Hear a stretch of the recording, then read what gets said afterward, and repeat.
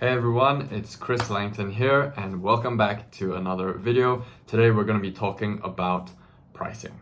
Alright, we're going to be talking about why this is really important for your gym, as I'm sure you are aware, because pricing is going to affect your revenue, which is going to affect your margins, which is going to affect your profit. So it's going to affect how much you can put into your gym to make your service better, and then also how much you can actually take home to make your life better. Alright, so anyway, if you're not familiar with me and if you're not familiar with the channel, my name is Chris and I help gym owners to scale and grow and to do that profitably. So in the spirit of that, let's dive into today's video. And the first thing we're going to talk about, which I think is a useful place to start, is going to be what not to do. Okay, which I might have covered in a previous video, but in case you haven't seen it, it's fine. So what we're going to do here is just a little exercise using inversion thinking, which is basically just flipping an idea on its head. So, how can I do X, Y, Z? Inversion thinking is basically saying, okay, well, how can I not do that, right? And then using that to obviously deduce what you can do. So let's talk about what not to do, okay? You've probably already heard this, but what not to do is look at what your competitors around you who are doing a similar thing in your niche, whether that's CrossFit, whether that's PT, whether that's boot camps, whatever. Look at what your competitors are charging and charge slightly less than that, or charge similar to what they're charging and maybe do a little bit more if you can. That's what you should not do, okay? Very simple thought exercise. Why would you want to do that? All right, it's because you don't really know what the value of your service is. So you deduce what that value is based on what the market is valuing it at, and you do that by sort of looking around at your competitors, right? But what you might not be aware of is that most of your competitors are probably broke, right? Or their businesses are probably not thriving. They're probably just getting by, right? Which means that the price that they are charging is what is allowing them to just get by, right? Barely getting by, right? That's because of their price. Right? It's because of what they're charging. It's because of what their revenue is like, what their cash flow is like in their business. They are only able to provide a certain amount of service, right? So if you look at what all your competitors are doing and you just copy what they charge, right? You are basically going to have the same business as them, right? Or you're going to have a similar business as them because you're not going to be able to do more, right? Because you're not going to have the cash flow to do that. You're not going to have the actual capital. So what does that mean? It means that if you charge the same as your competitors, you are just going to have a business that is just about getting by, right? Because that's what an efficient market is. The market will price something in at the level at which it can just enough survive, right? And so that's what it's going to be. And if your business is experiencing that now, if your business is just about surviving, just about getting above water, margins are just all right enough, the profit you're taking home is just all right enough for you to get by to the next day, to the next week, to the next month, then this is not sustainable, right? You're running yourself into the ground. So you don't want to be doing this. So, all right, so what should I charge? Okay, you should charge what your client or what your prospect is willing to pay. Nothing less. Okay? You should charge what they are willing to pay, because that will be the value that is associated with your product or your service. Okay, that will be the value that people can actually get from it. They will be willing to pay a certain amount, right? So don't charge less than that. No. So why do people charge less than what people are willing to pay? It's because, I'm sorry, but it's because you lack the sales ability, right? Or you lack the sales confidence to have a difficult sales conversation with someone and get them off the fence or get them over the line, right? When that's what's actually going to help them at the end of the day, is getting them over the line and them working with you, right? Them actually coming to your gym and experiencing the benefits of that, getting fitter, getting healthier, right? That's what's actually going to be good for them, right? And if they are willing to pay X amount for your service and for all the benefits that's going to bring them in their life, you should not be charging less than that, right? But you do because you're afraid to charge more, because then you're going to stand out from your competitors in the fact that you're going to be more expensive, and then you're not sure that you can justify that price, and then you're not sure that in a difficult sales conversation where someone is haggling you on price, you're not sure that you could get them over the line, right? That's, at the end of the day, that's what it comes down to, right? If you're not fooling yourself, that's what it comes down to in your own head, right? So let's just be very clear on that, right? You should be charging what your prospects are willing to pay for your service and nothing less, right? So you have to find that out. And what tools you can use to find that out, we've talked about this in another video, but it's basically looking at the value of your service and defining that with an equation. I'll link the video somewhere. So a brilliant mental model that you can use just to understand this concept a little bit better is the virtuous cycle of price versus the vicious cycle of price. So credit to the book $100 Million Offers for this mental model. So basically, you can think about it this way, right? When you charge less, so when your price decreases, the emotional investment of your clients decreases, right? And thus also the perceived value of your product or service also decreases.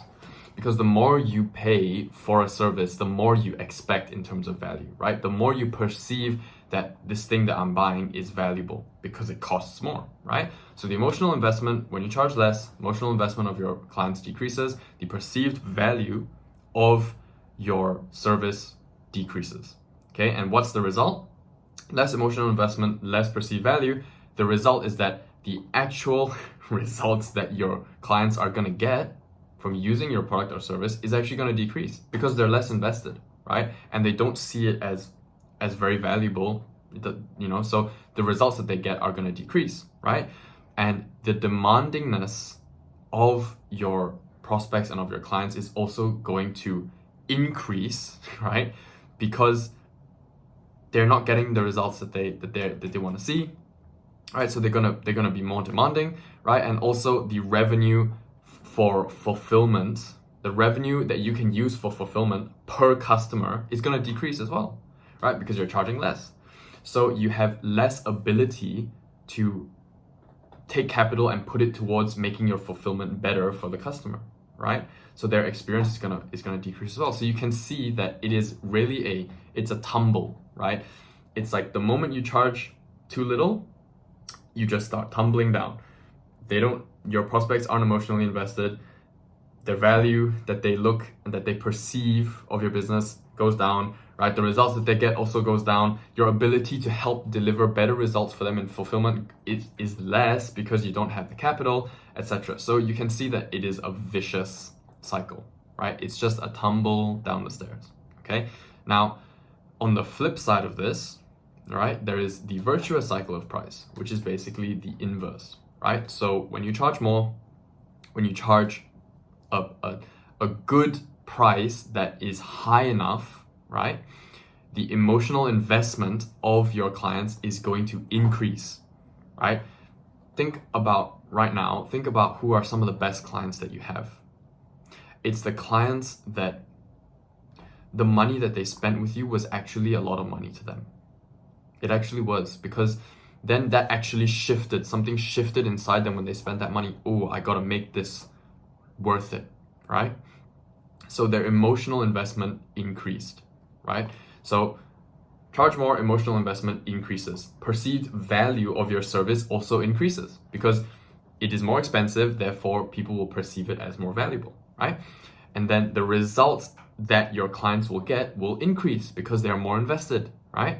And they see it as something that's more valuable, so their results will be better, right? And their demandingness, therefore, will also be less, right? And then lastly, the revenue for fulfillment that you have per customer increases because you're now charging more, so you have more revenue per customer, you have more of that you can devote towards fulfilling the service and making it better and making the customer experience better, right? So that is a virtuous cycle. It's like spiraling up, right?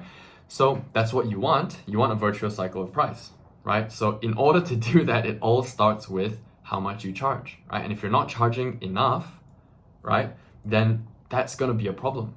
You're not going to be able to have a virtuous cycle of price. You're probably going to have a vicious cycle of price because that's where most businesses are. Just a quick ethical note on this, because I can foresee that there are going to be some of you that are watching this video and thinking, okay, but Chris, isn't that unethical to just charge more when I could charge less?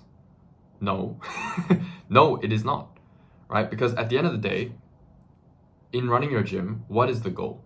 What's the goal here, right? The goal is to actually help people and impact their lives, right? So if you charging more actually increases their emotional investment in your product or service and makes them put in more work to get fit and to get in shape and to get healthy, and the results that they get are better, and you change their life in a much better way than you could have if you were charging less, then it is actually the ethical thing to do that, to charge more. It is the ethical thing to do because you increase your client's investment, right? And they get better results, and therefore their life is improved much more, right? So there is actually a really good case to be made for it being the ethical thing to charge more, right? So don't get caught in this, in the sort of crossfire of thinking, you know, I mean, and this comes from having a belief somehow in your head that money is bad, right? Or that more money is bad, or that you would be greedy, right? If you charged more, that would make you a greedy person, right? It's just a negative belief around money that you have to work through in your own brain, right? So I hope that this explanation helps to sort of unravel some of that negative belief, because it is not greedy of you, or it is not unethical of you to charge more, when in reality you charging more is going to result in your client being more invested. It's going to result in the perceived value of your product going up, and therefore it's going to result in the results that your client is getting are going to be better, right? And so there is a very, very, very good case to be made that it is actually the ethical thing to do to actually charge more. Right, okay, and then so we can go further a little bit on this virtuous cycle of price. The book details out all of this stuff as well. I would highly suggest you check it out, but we can go even further, right? So let's talk about the vicious cycle of price again, but let's talk about it in relationship to your business, right? As opposed to your clients, right? So if you charge less, what's going to happen to your business? Okay, first thing off the bat, if your price decreases, your profit decreases, obviously, right? And so when your profit decreases and you're not making a good profit from your business and you're barely surviving, you're just floating, you know, you're just there above water, or maybe you're even losing money, your perceived value of yourself is going to decrease, right? It's going to decrease because part of you, if anyone that runs a business knows that it makes you feel like it's kind of your baby a little bit, and that you tie your perceived value of yourself to the success of your business, right? The success of your business is almost like an image of your own success. So when you're not profiting a lot from your business, your perceived value of self is going to decrease, right? And the perception of impact that you're making, right? The perception of the impact that you're making in the world is going to decrease, right? Because you are doing less, you're making less, you don't feel like you're doing much of an impact, making much of an impact, okay? And the service levels, again, so the service levels of your business will decrease because you do not have the capital to provide a better service, right? Because a better service is gonna mean more spend on your part, right? To improve that service. You're not gonna have the bandwidth or the ability to improve your service, right? With money, because you don't have it. So the service levels of your business decrease, right? And when the service levels of your business decrease, the sales conviction of either you or your sales team decreases, okay? Because the conviction is gonna come from an amazing product. That's where their conviction is gonna come from. So you can see, again, it's a cascade. It's just a fall down the stairs when you charge less. Everything just decreases, right? Again, on the flip side, with the virtuous cycle for your business, right? Your profit increases, right? When you price increases, your profit increases, okay? Your perceived value of yourself therefore increases as well, right? And the perception of impact that you're making on the world and on your clients' lives increases as well, right? And because you have more profit, you have more ability to improve your service, make it better, so your service levels increase as well. And when your service levels increase, you're able to deliver a fantastic product, your sales conviction increases too, of either you or your sales team, okay? So again, this is just a mental model that's useful to think through what you should be charging, right? It's a very useful mental model actually. So yeah, I hope that this has at least given you some ideas, right, of what you can do differently in your business, in your gym specifically, to make it more profitable, right? And to improve the service that you can then deliver, and also just to improve the quality of your life, right? On top of the quality of your service, you get to improve the quality of your life as well by making your gym more profitable, right? So this is a topic that you could probably spend a lot of time on. I could probably spend a lot of time talking about, but we've just about, I think, wrapped up enough for this video just to give you an idea and give you perhaps some inspiration, I hope. Again, credit to this book right here for these ideas, because without that, we wouldn't have that sort of mental model that we could have talked through. So yeah, I hope that this video has helped you to see things in a different way and see pricing from a business standpoint in a different way, okay? Because we have an intuitive sense of what we should price our services at, but that intuition is probably very wrong, okay? So think things through and, use the mental models discussed here in this video and in the book to make more sense of what your gym is charging for its services, right? And in turn, make more sense of the business and what it should be profiting and what service you guys should ultimately be delivering, right? Depending on what you're charging. Okay, so I hope that this video has been useful for you in some way. If you've enjoyed it, let me know by just, hitting a like or subscribing if you are so inclined to do so.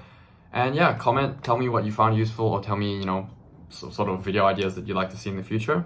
And yeah, if not, thank you so much for watching this video. If you're interested to find out how I help gyms and fitness studios, CrossFit boxes, things like that, how I help those gyms, more than just these videos, you can check out the first link in the description. Again, I don't care if you click on it or not, it's entirely up to you, but that's just if you're curious to find out more about what it is that I do and how I help, all right?